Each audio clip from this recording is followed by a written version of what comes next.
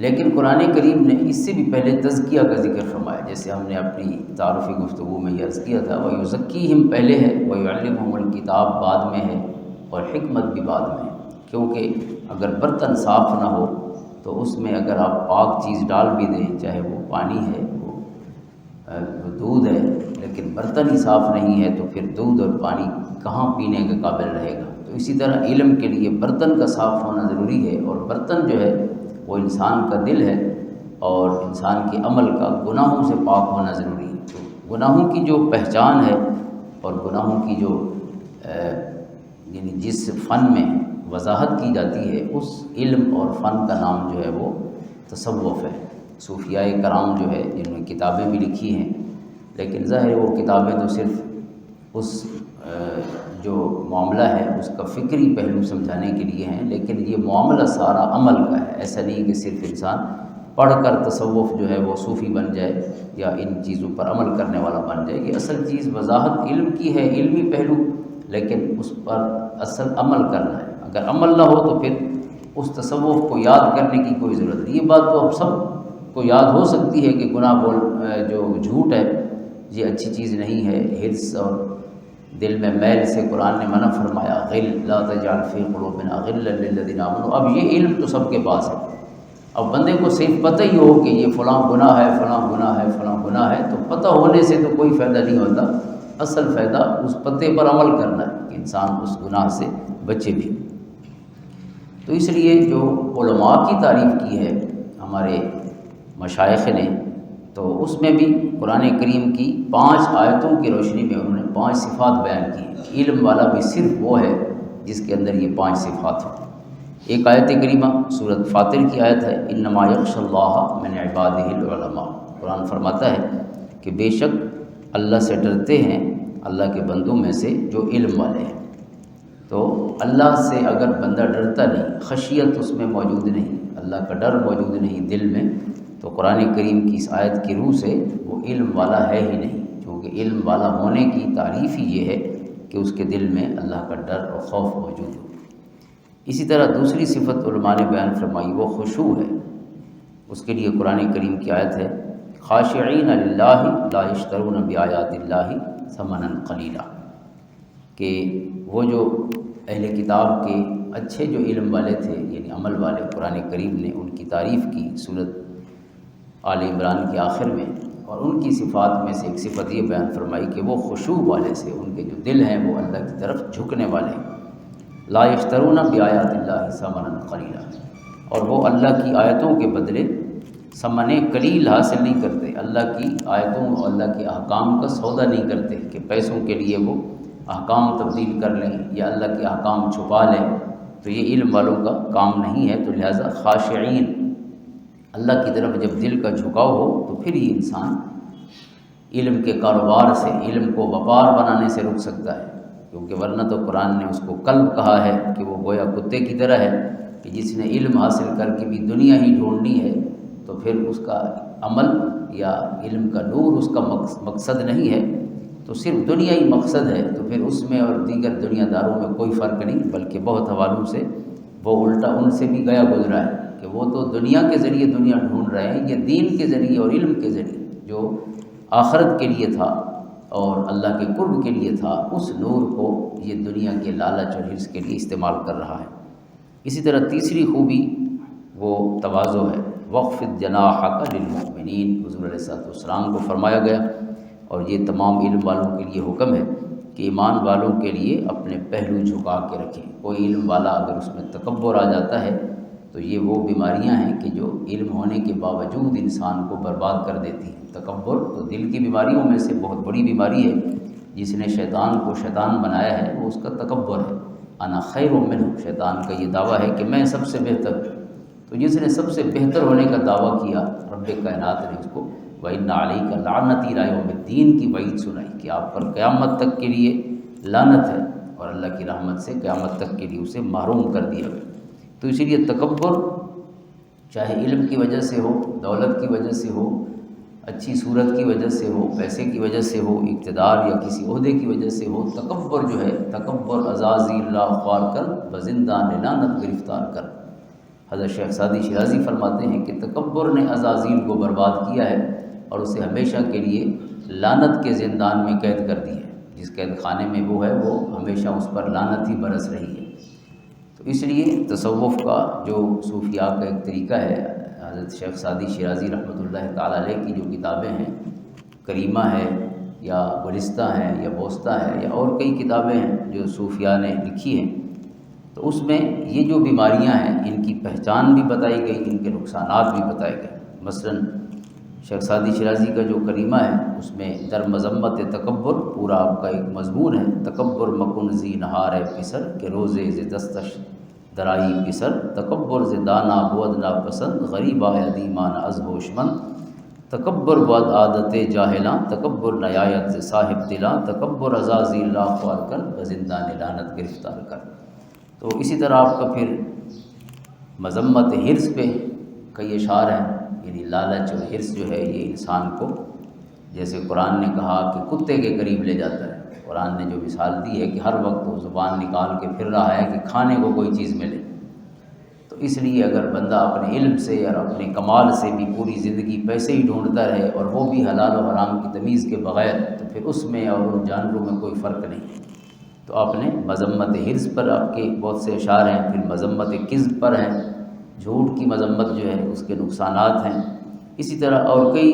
جو اخلاقی بیماریاں ہیں اس پر آپ نے تاکہ لوگوں میں یا بچے جو پڑھتے ہیں ان کتابوں کو ان کے دل میں ان کی شعور بھی پیدا ہو اور بچنے کا جذبہ بھی پیدا ہو۔ تو یہ خوبی تواضع ہے علماء کی،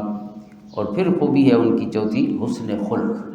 کیونکہ اخلاق حسنہ، یہ تمام اخلاق رذیلہ جو ہیں ان سب کو جب بندہ دل سے نکالتا ہے تو خود ہی ان کی جگہ اچھے اخلاق لے لیتے ہیں۔ جو بخل کو نکال دے گا تو سخاوت آ جائے گی، جو یہ جن کا ذکر ہوا حرص کو نکال دے گا تو اللہ تعالیٰ خود اس کو قناعت عطا فرما دے گا، تھوڑے کو بہت سمجھنے کا جذبہ پیدا ہو جائے گا۔ اسی طرح کذب اور جھوٹ کو نکال دے گا تو اس کی جگہ سچ لے لے گی۔ تو جیسے ہی برتن صاف ہوتا جائے گا اس میں خود بخود و نور جو اچھی خوبیوں اور اخلاق کا ہے وہ اس میں جاگزی ہوتا چلا جائے گا۔ تو حسن خلق کے حوالے سے قرآن کریم کی آیت ہے فَبِمَا رَحْمَةٍ مِّنَ اللَّهِ لِنْتَ لَهُمْ، ویسے تو بہت سی آیات ہیں جن میں حضور نبی رحمت صلی اللہ تعالیٰ علیہ وسلم کے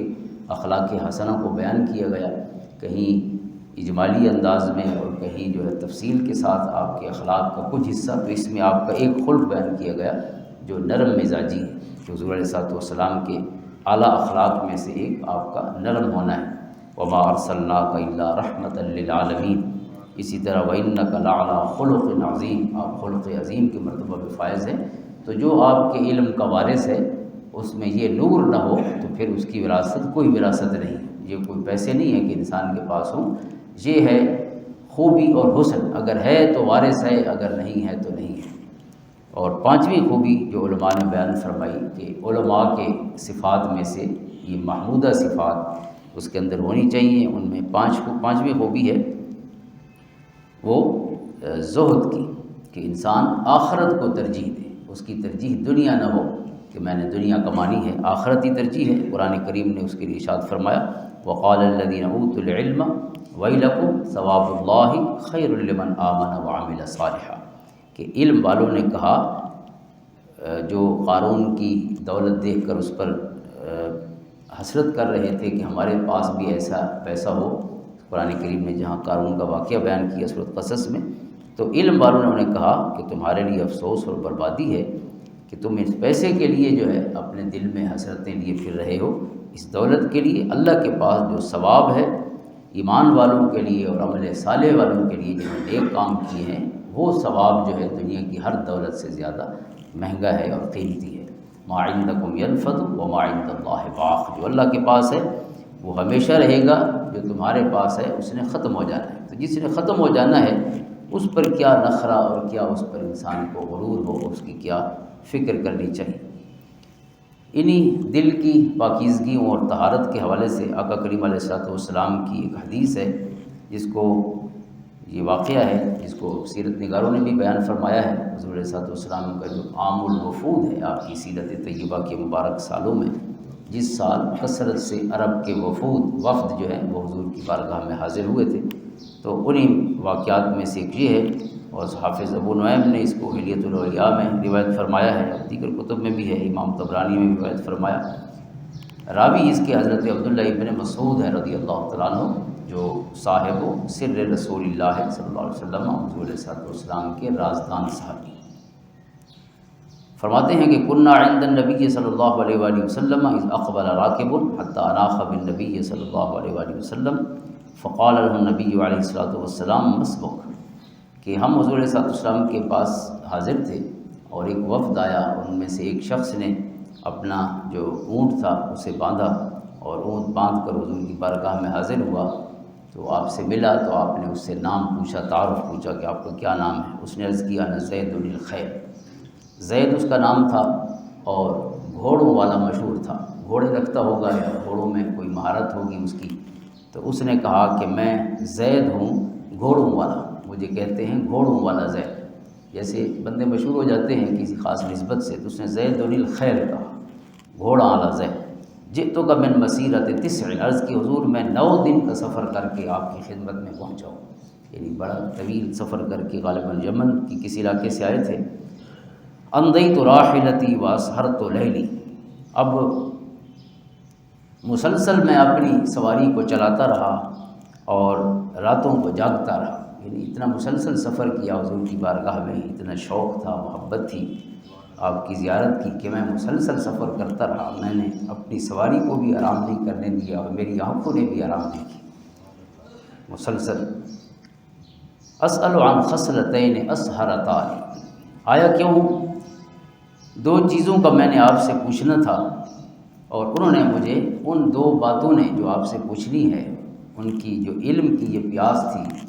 اس نے مجھے جگائے رکھا۔ اسہرتان، اس وجہ سے نیند نہیں آتی تھی کہ کب آپ کی خدمت میں حاضر ہوں اور آپ سے یہ 2 باتیں پوچھوں۔ تو فقال له النبی صلی اللہ علیہ وسلم، یہ اس نے اپنا تعارف بھی کرایا اور اپنا مقصد بھی بتایا اور اپنا شوق بھی بتایا۔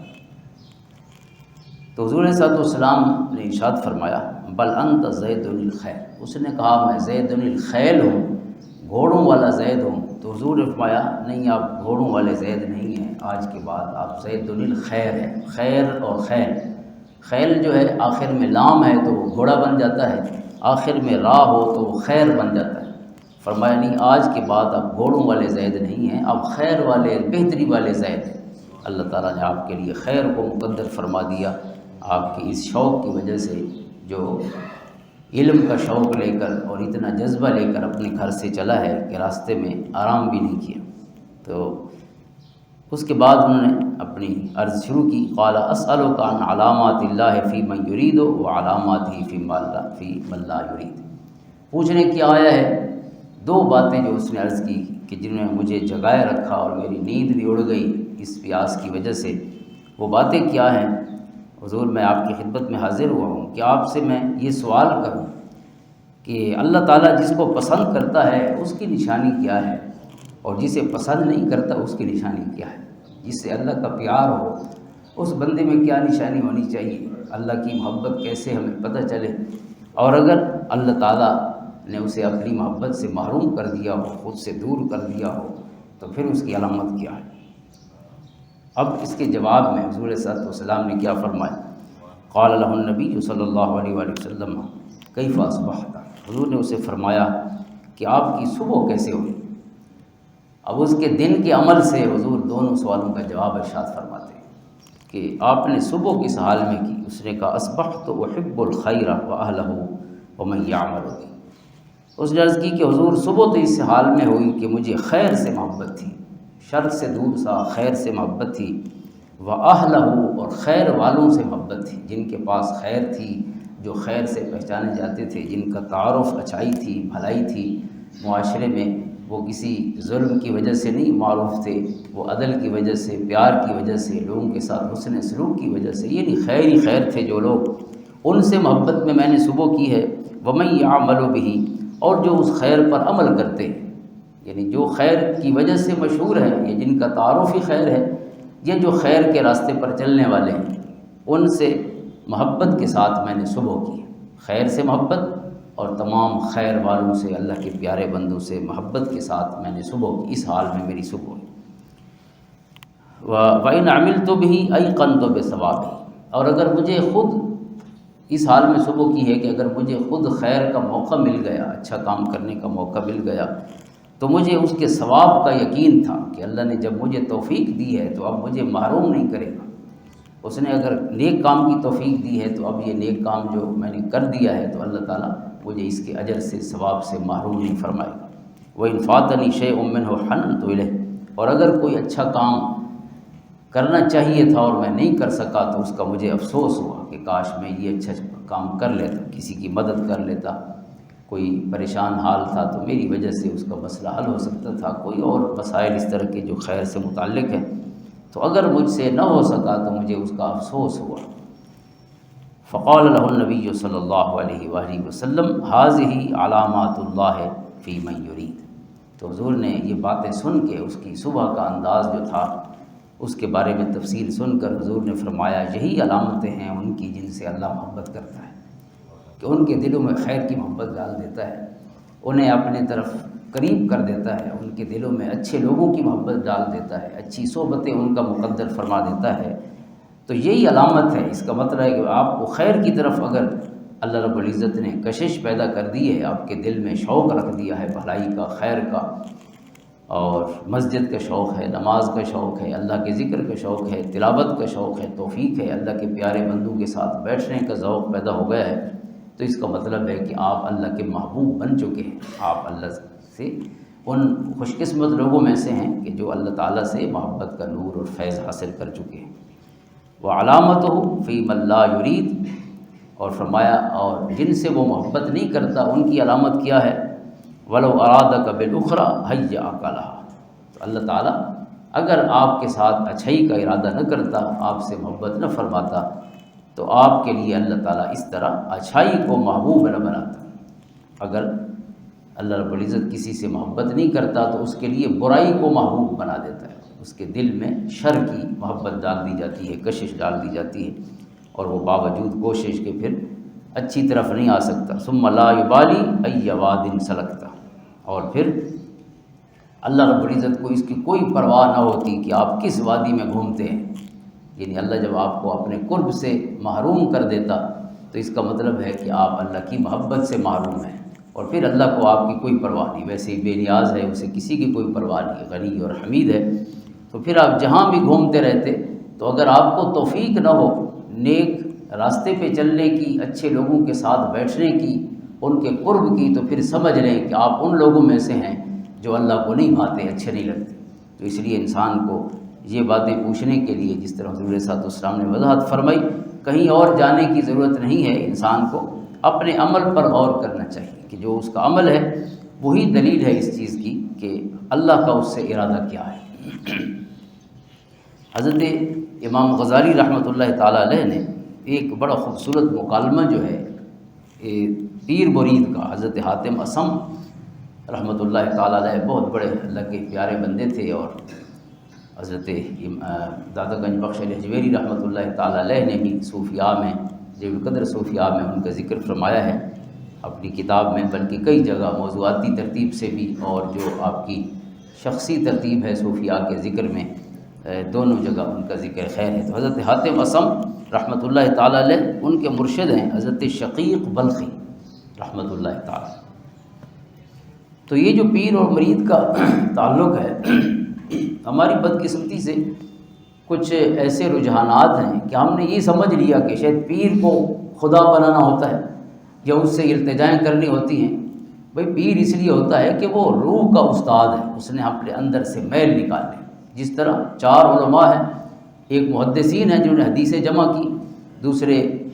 فقہا ہیں جنہوں نے ان حدیثوں میں سے جو ہمارے لیے عمل کی باتیں تھیں، نماز کیسے پڑھنی ہے، روزہ کیسے رکھنا ہے، احکام کی حدیثیں الگ کر کے ان کے سارے مسائل 1 2 3 میں فقہی احکام جمع کیے، وہ فقہا ہیں۔ تیسرا گروہ متکلمین کا ہے جنہوں نے عقائد پر گفتگو کی، توحید ہے کیا ہے، اس کے کیا تقاضے ہیں، رسالت کیا ہے، کیا تقاضے ہیں، ختم نبوت کیا ہے، عقیدہ آخرت کیا ہے، موت پر کیسے یقین رکھنا ہے، یہ ساری باتیں یہ متکلمین کا یعنی اسپیشلائزیشن ہے، ان کا تخصص ہے۔ اور چوتھا گروہ جو ہے علماء اسلام میں، وہ صوفیاء کا گروہ ہے، وہ علم الاحوال کے ماہرین ہیں۔ یہی کام جو ہم آج چوتھا جمعہ ہے ڈسکس کر رہے ہیں، یہ صوفیاء کا موضوع ہے، یہ موضوع فقہاء کا نہیں، یہ متکلمین کا نہیں ہے، یہ محدثین کا نہیں ہے، یہ امام غزالی کا موضوع ہے، یہ داتا گنج بخش علی حجویری کا موضوع ہے، یہ ابو القاسم قشیری کا موضوع ہے، یہ ان کا موضوع ہے جنہوں نے احوال پر گفتگو کی۔ احوال کیا ہے؟ علم الاحوال خود قرآن و حدیث کا تزکیہ اور جو دل کی طہارت اور پاکیزگی ہے، جو اخلاق کی پاکیزگی ہے، حسد کو کیسے نکالنا ہے، اور ذل اور غل کو یعنی میل کو کیسے نکالنا ہے، انسان کو حرص کو کیسے دل سے نکالنا ہے، یہ کوئی چھوٹے کام نہیں، یہ بڑے مشکل کام ہے کہ بندہ کہے کہ میرے اندر لوگوں کے لیے جو نفرتیں ہیں یہ ختم ہو جائیں۔ یہ ایسا نہیں کہ بٹن دبانے سے ختم ہو جائے گی، اس کے لیے کوئی استاذ چاہیے، اور استاذ یہ نہیں کہ سبق پڑھائے گا، استاذ کی صحبت، اس کا قرب چاہیے۔ یہی رب کا طریقہ ہے کہ رب کائنات نے اپنی کتاب صرف نہیں بھیجی، کتاب سمجھانے والا بھیجا ہے، یعنی 1,24,000 نبی تشریف لائے ہیں اپنی صحبت سے لوگوں کی اصلاح کرنے کے لیے۔ علم ساتھ تھا، جیسے ہمارے پاس کتاب مجید قرآن کریم ہے، تو پھر قرآن سمجھانے والی ذات صاحب قرآن صلی اللہ علیہ وآلہ وسلم، تو قرآن نے بار بار یہ کہا ہے کہ اطیعوا اللہ و اطیعوا الرسول، اور اتباع کا حکم دیا، فاتبعونی واتبع سبیل من اناب الیہ، جو میرے راستے پہ چل رہا ہو اسی کو پکڑ لینا اور اس کا قرب اور اس کی صحبت اختیار کرنا۔ واصبر نفسک مع الذین یدعون ربهم بالغداۃ والعشی، جو صبح و شام اللہ کو یاد کرتے ہیں، آپ ان کی صحبت کو لازم کر لیں، یہ قرآن کا حکم ہے۔ تو اس لیے یہ جو دل کی پاکیزگی ہے، ہم پہلے شروع میں نے یہ جو باتیں علماء کے لیے کی ہیں قرآن و حدیث کی روشنی میں، جو علماء نے اس کو اخذ فرمایا اپنے انداز میں، اس لیے کی ہے کہ صرف علم بھی کافی نہیں ہے، علم کے ساتھ جو عمل ہے وہ کسی نیک آدمی کی صحبت کی وجہ سے ملتا ہے، ورنہ انسان صرف ڈیٹا سیور ہوتا ہے کہ اس نے کمپیوٹر کی طرح ایک جگہ سے چیز اٹھائی ہے دوسری جگہ سیو کر دی۔ تو صرف ہم ہارڈ ڈسک نہیں ہے کہ چیزوں کو سیو کرتے پھریں، ہم انسان ہیں، اور انسان نے اس نور کو اپنی زندگی کا حصہ بنانا ہوتا ہے جو کچھ اس نے پڑھا ہے۔ اگر عمل نہیں ہے تو قرآن کریم بار بار کہتا ہے، وہ علماء ہی تھے یہ یہود کے جن کا قرآن نے بار بار ذکر کیا، اور ہمیں کیوں سنایا قرآن نے کہ یہ ہیں تو علم والے، تورات کے وارث ہیں، مثل الذین حملوا التوراۃ ثم لم یحملوها، تورات کے وارث ہیں جو اس وقت اللہ کا کلام تھا، اس کے فیہا ھدی و نور، قرآن کہتا ہے تورات کے حق ہونے میں کوئی شک نہیں، اس میں ہدایت تھی، اس میں نور تھا، انہوں نے بعد میں اس میں تحریف کی ہے، لیکن یہ نور کے وارث تھے، لیکن اس کے باوجود خود جو ہیں وہ ضلالت، گمراہی اور تاریکیوں کے راہی بن گئے۔ وجہ کیا تھی کہ انہوں نے اس کتاب پر عمل نہیں کیا۔ تو ہمیں قرآن بار بار ان یہود کی اور ان بے عمل علماء کی باتیں اس لیے سناتا ہے کہ یہ قرآن کو یاد کرنا بھی کافی نہیں، قرآن کا علم حاصل کر لینا ہی کافی نہیں ہے، یہ ساری چیزوں کا ایک اور مقصد ہے، اور وہ اپنے رب کے احکام کے مطابق زندگی کو ڈھالنا ہے، اس کے پیارے حبیب علیہ السلام کی مبارک سیرت و صورت اور آپ کے جو مبارک ارشادات ہیں ان میں اپنے آپ کو ڈھال دینا ہے۔ حکم او برخیش تن کردن رواں، یعنی حضور علیہ السلام اور اللہ رب العزت کے احکام کو اپنی زندگی پر نافذ کر۔ قرآن کریم کا آپ دیکھیں کتنا کڑا حکم ہے کہ من لم یحکم بما انزل اللہ فاولئک هم الکافرون، جس نے اپنی زندگی پر اللہ کا حکم نافذ نہیں کیا، قرآن کا اعلان ہے، وہ کافر ہے۔ حالانکہ یہاں کافروں کی بات نہیں ہو رہی، یہاں بات ہو رہی ہے ان علم والوں کی جو تورات کے وارث تھے۔ اللہ نے فرمایا اس وجہ سے کافر ہیں کہ اللہ کا کلام پڑھتے ہیں لیکن عمل نہیں کرتے۔ اب میں شادی کروں اور پوری زندگی، اب میری شادی کو 20 سال ہو گئے، 22 سال ہو گئے، اور میں کبھی قرآن کھول کے نہ دیکھوں کہ قرآن نے میاں بیوی کے کیا حقوق بیان کیے ہیں اور کیا فرائض ہیں، پوری زندگی لڑتے جھگڑتے گزار دیں، اور جو روشنی کی کتاب ہمارے سامنے موجود ہو کبھی وہاں سے روشنی اخذ ہی نہ کریں، یہ کتنی بڑی استخفاف ہے اور بے نیازی ہے، نعوذ باللہ، اللہ کے کلام سے بے نیازی کہ ہمیں ضرورت ہی نہیں، کلمہ پڑھنے والوں کو ضرورت نہیں ہے تو اور قرآن کس کے لیے؟ قرآن کہتا ہے افحکم الجاہلیت یبغون، کیا تم قرآن کو چھوڑ کر جو جاہلیت کے احکام ہیں ان کے دل میں کشش اور جذبہ رکھتے ہو، رغبت رکھتے ہو ان کی طرف، کہ جو جاہلیت انسان کی جو ہوا ہے، جو خواہش ہے، وہ جاہلیت ہے۔ قرآن کریم نے اس کو اتنا بڑا جرم قرار دیا کہ جو اللہ کے حکام چھوڑ کر اپنی خواہش کو اپنا رب سمجھتا ہے، افرأیت من اتخذ الہہ ہواہ، جس نے اللہ کا حکم نہیں مانا، اللہ فرماتا ہے اس نے اللہ کو نہیں مانا، یعنی اللہ کا حکم ماننا نہ ماننا، صرف اللہ کا حکم نہ ماننا نہیں کہ ایک چھوٹا سا جرم ہو، بلکہ گویا اس نے انکار کر دیا، اس نے قرآن کا بھی انکار کیا، توحید کا بھی انکار ہے، رسالت کا بھی انکار ہے، صرف اپنی زندگی پہ ان احکام کو نافذ نہ کرنا۔ اس لیے ہمارے دفتر ہیں ہمارا گھر ہے، جہاں تک ہمارا جو دائرہ اختیار ہے، ہمارا جورسڈکشن ہے، اگر وہاں ہم اللہ اور اس کے رسول کے احکام نافذ تو بعد میں کریں گے، پوری زندگی جاننے کی ضرورت ہی محسوس نہ کریں، تو ہم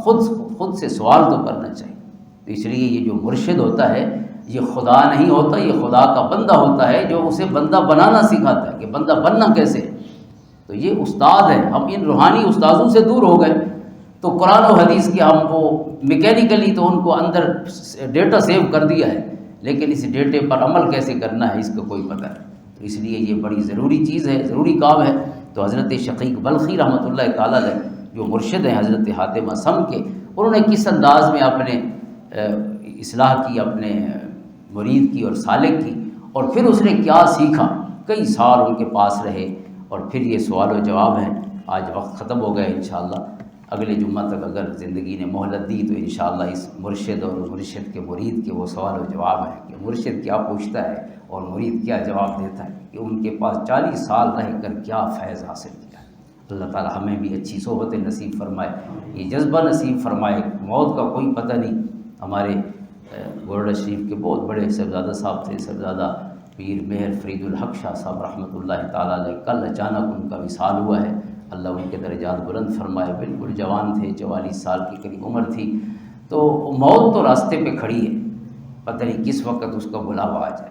پتہ نہیں کل صبح بھی اٹھنا ہے یا نہیں، بلکہ جہاں بیٹھے ہیں یہاں سے بھی اٹھنا ہے یا نہیں اٹھنا۔ ابھی کچھ عرصہ پہلے شاہ صاحب تھے، وہ بھی یہاں لیے خان کے، روٹی کھائی شام کے وقت، ایک روٹی کھائی، دوسری روٹی کا ایک لقمہ توڑا، منہ میں چبایا، لیکن نگل نہیں سکے، پہلے اللہ کا حکم آ گیا، اتاہا امرنا لیلا نہارا۔ یہ کل کی تاریخ نہیں رکھنی اچھا انسان بننے کے لیے، ابھی اور اسی وقت کی تاریخ رکھنی ہے۔ اللہ ہمیں فوری طور پہ سدھرنے کی توفیق عطا فرمائے۔ اللہم صلی علی محمد وعلی آل محمد وبارک۔